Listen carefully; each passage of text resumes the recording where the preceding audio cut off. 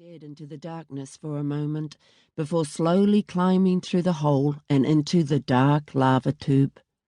Carefully placing one foot in front of the other, she walked past dripping walls.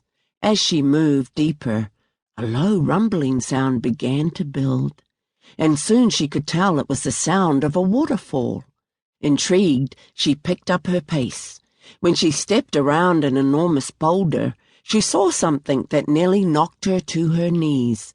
A giant hidden cavern filled with dozens of ocean-voyaging boats. She rushed toward the boats in awe and ran her hand along their smooth wooden sides, looking up at the majestic sails towering above. She jumped from boat to boat, exploring them, amazed by their beauty and intrigued by the adventures they must have seen.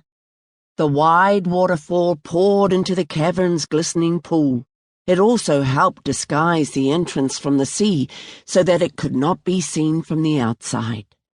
A canoe floated at the foot of the waterfall.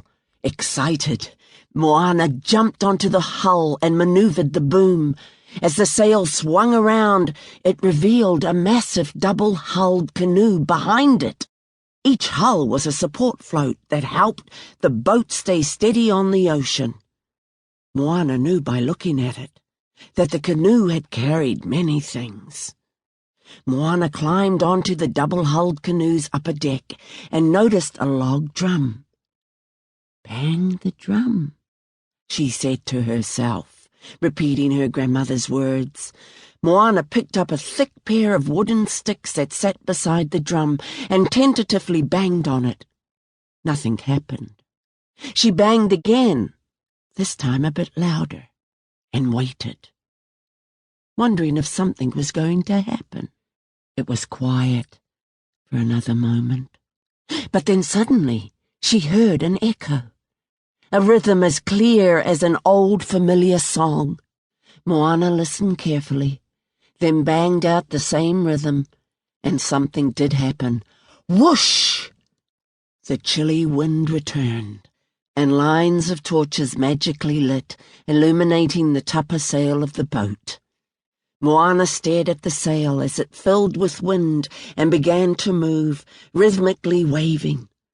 The drum continued to play, banging out an ancient pattern that reverberated against the stone cavern walls, filling it with music. In Moana's imagination, a shadowy sea came to life on the sail, as if it were right in front of her. It played out the story of her ancestors, voyagers who navigated the ocean by the wind, the moon, and the stars at night. They used the sun, waves, and currents to find their way during the day. Captivated, Moana watched as the sail showed how the adventurous group voyaged from island to island, over the rolling swells of the ocean, unafraid of its endlessness, unafraid of the far-off horizon line. They were confident and proud. And when it was time to find a new home, they bravely sailed across the ocean to find one. "We were voyagers," Moana said, letting the surprising fact sink into her mind. "We were voyagers," she repeated. She could hardly contain her excitement. Outside the secret cavern, Grandma Tala could hear Moana as she raced back out yelling, "We were voyagers!" Shaking, she sat down next to Grandma Tala on a rock and asked, "Why'd we stop?" Grandma Tala grunted and said one word, "Maui."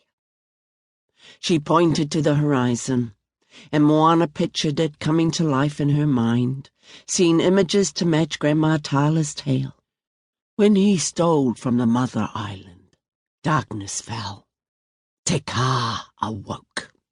Monsters lurked, and boats stopped coming back. To protect our people, the ancient chiefs forbade voyaging, and we forgot.